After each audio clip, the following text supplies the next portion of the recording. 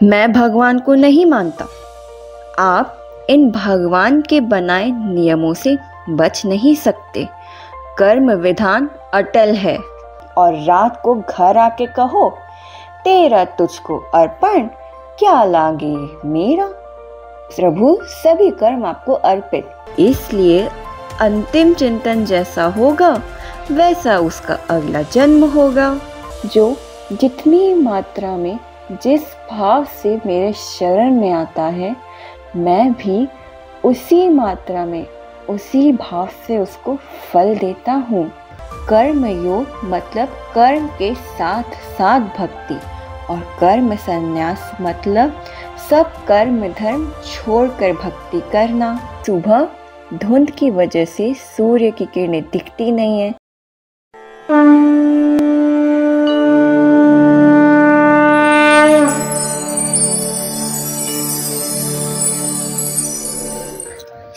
सुख दुखे समे कृत्वा लाभालाभो जया जयो ततो युद्धाय युज्यस्व नैवं पापमवाप्स्यसि।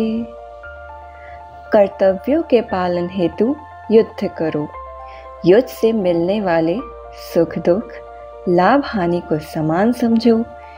यदि तुम इस प्रकार अपने दायित्वों का निर्वहन करोगे तब तुम्हें कोई पाप नहीं लगेगा। अर्थात फल की इच्छा किए बिना अपने कर्तव्य का निर्वहन करने से मनुष्य उन कर्मों के फल स्वरूप बंधन से मुक्त हो जाते हैं। क्योंकि फल जो मिलता है ना, वो अटैचमेंट से किए हुए कर्मों का मिलता है। समभाव में स्थित होकर अपने कर्तव्यों का पालन करने से कोई कर्म बंधन नहीं होता, या कहीं कोई पाप नहीं लगता है। ध्यायतो विषयान् पुंसः संगस्तेषुपजायते संगत् संजायते कामः कामात् क्रोधोऽभिजायते। इंद्रियों के विषयों का चिंतन करते हुए मनुष्य उनमें आसक्त हो जाता है, और आसक्ति कामना की ओर ले जाती है, और कामना से क्रोध उत्पन्न होता है। मतलब हमारे चिंतन के कारण हमें क्रोध आता है। बार बार इंद्रियों के विषयों के बारे में सोचने से मनुष्य का उन विषयों में लगाव या कहें अटैचमेंट हो जाता है। इसी अटैचमेंट के कारण इच्छाएं बनती हैं, और इन्हीं इच्छाओं के पूरा होने से लालच या पूरा ना होने से क्रोध उत्पन्न होता है। क्रोधात् भवति सम्मोहः सम्मोहात् स्मृतिविभ्रमः स्मृतिभ्रंशात् बुद्धिनाशो बुद्धिनाशात् प्रणश्यते। क्रोध निर्णय लेने की क्षमता को क्षीण करता है, जिसके कारण स्मृति भ्रम हो जाता है। जब स्मृति भ्रमित होती है तब बुद्धि का नाश हो जाता है, और बुद्धि के नाश होने से मनुष्य का पतन होता है। यह तो सभी का अनुभव है। क्रोध में हम सही या गलत का निर्णय नहीं ले पाते। जैसे सुबह धुंध की वजह से सूर्य की किरणें दिखती नहीं है, ठीक उसी प्रकार क्रोध करने से निर्णय लेने की क्षमता क्षीण हो जाती है। क्रोध में लोग भूल करते हैं और बाद में पछतावा करते हैं, क्योंकि उनकी बुद्धि भावनाओं की धुंध से ढक जाती है। जब बुद्धि क्षीण होती है तब इससे स्मृति भ्रमित होती है। ऐसे में मनुष्य अच्छे और बुरे में भेद करना ही भूल जाता है। स्मृति भ्रम होने के कारण परिणाम स्वरूप बुद्धि का विनाश हो जाता है, और तब मनुष्य का सर्वनाश होता है। यज्ञशिष्टाशिनः सन्तो मुच्यन्ते सर्वकिल्बिषै भुज्यते ते त्वघं पापाये पचन्त्यात्मकारणात्। आध्यात्मिक मनोवृत्ति वाले जो भक्त पहले यज्ञ में अर्पित करने के पश्चात भोजन ग्रहण करते हैं वे सभी प्रकार के पापों से मुक्त हो जाते हैं, किंतु जो अपनी इंद्रिय तृप्ति के लिए भोजन बनाते हैं वे वास्तव में पाप अर्जित करते हैं। यहाँ इस श्लोक में भगवान श्री कृष्ण बहुत ही स्पष्ट कहते हैं कि मुझे अर्पित करके किया हुआ भोजन प्रसाद स्वरूप में ग्रहण करने से भक्त पापों से मुक्त हो जाते हैं, किंतु जो लोग केवल स्वाद आदि के लिए व्यंजन बनाते हैं वे पाप ग्रहण करते हैं। तात्पर्य यह कि भोजन भगवान के निमित्त प्रसाद रूप में ही ग्रहण करना चाहिए। ये यथा मां प्रपद्यन्ते तांस्तथैव भजाम्यहम् मम वर्त्मानुवर्तन्ते मनुष्या पार्थ सर्वशः।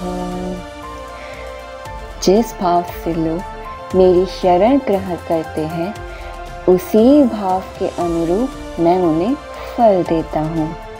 हे प्रथापुत्र, सभी लोग अंतर्मति सोगति जाने या अनजाने में मेरे मार्ग का ही अनुसरण करते हैं। यहाँ भगवान शरण में आने वाले को अपने करुणामयी माँ होने के स्वरूप का बोध कराते हैं।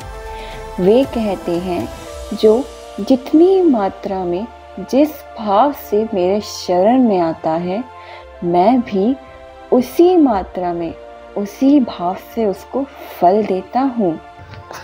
और दूसरे जो शरण में नहीं आते हैं वे सनातन नियमों के अनुसार कर्म बंधन में रहते हैं।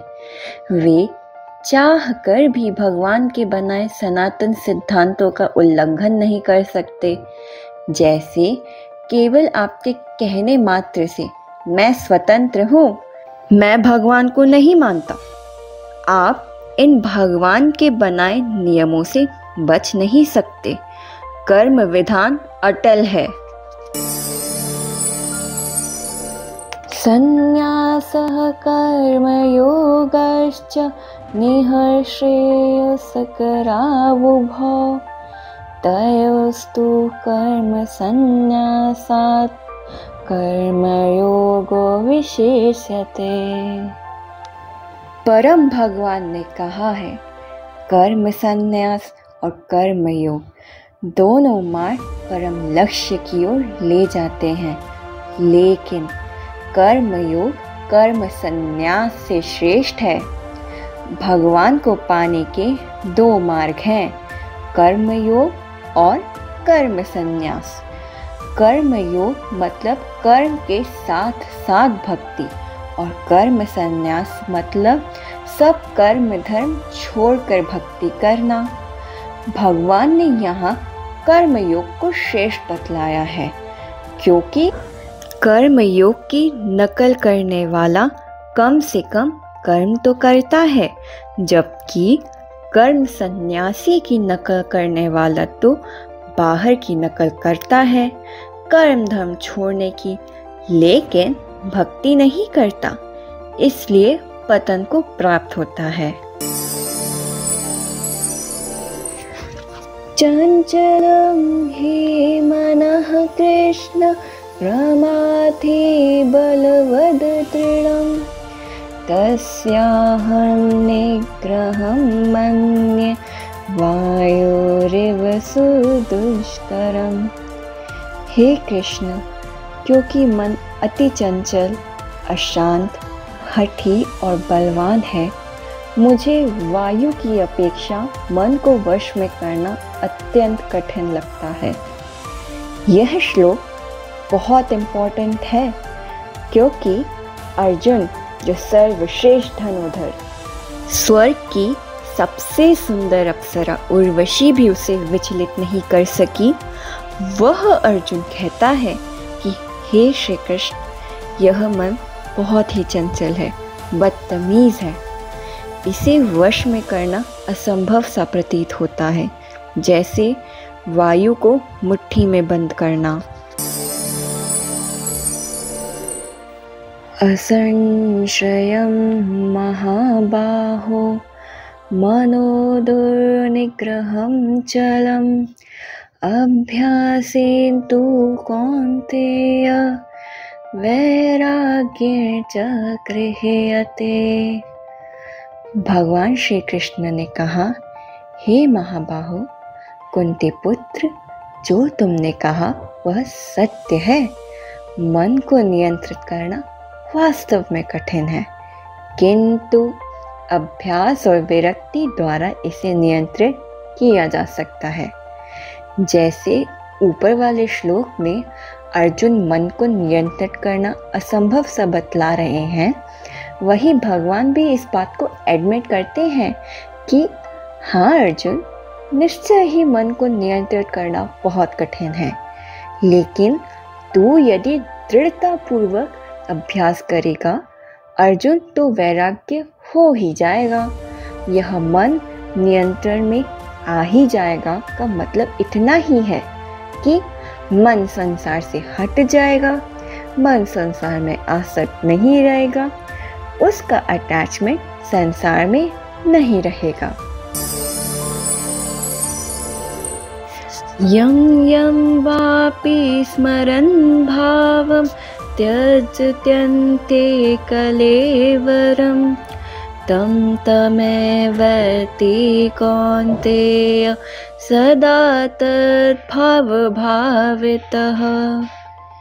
हे कुंती पुत्र, मृत्यु के समय शरीर छोड़ते हुए मनुष्य जिसका स्मरण करता है वह उसी गति को प्राप्त होता है, क्योंकि वह सदैव ऐसे चिंतन में लीन रहता है। अंतमति सो गति, इसी बात को तो भगवान यहाँ बता रहे हैं, लेकिन साथ ही एक और बात कह रहे हैं, ध्यान से समझो जरा। जैसे आपसे किसी ने पूछा क्या सोच रहे हो, आप कहेंगे कुछ नहीं, ये असंभव है। भगवान कह रहे हैं मन निरंतर कार्य करता ही रहता है, वो नॉन स्टॉप सोचता है, इसलिए अंतिम चिंतन जैसा होगा वैसा उसका अगला जन्म होगा। तस्मात् सर्वेषु कालेषु मामनुस्मर्य च मयि अर्पितमनोबुद्धिर्मामे वैश्यस्य संशयम्। इसलिए सदा मेरा स्मरण करो और युद्ध लड़ने के अपने कर्तव्य का भी पालन करो। अपना मन और बुद्धि मुझे समर्पित करो, तब तुम निश्चित रूप से मुझे पालोगे, इसमें कोई संदेह नहीं है। गीता के कर्म योग का प्रैक्टिकल एक्सप्लेनेशन इस श्लोक में भगवान ने बताया है। भगवान कहते हैं, अर्जुन सदैव मेरा स्मरण करो। ऐसा नहीं कि दिन भर कर्म करो, पाप पुण्य धर्म अधर्म जो कुछ भी, मुझे भूले रहो और रात को घर आके कहो तेरा तुझको अर्पण, क्या लागे मेरा।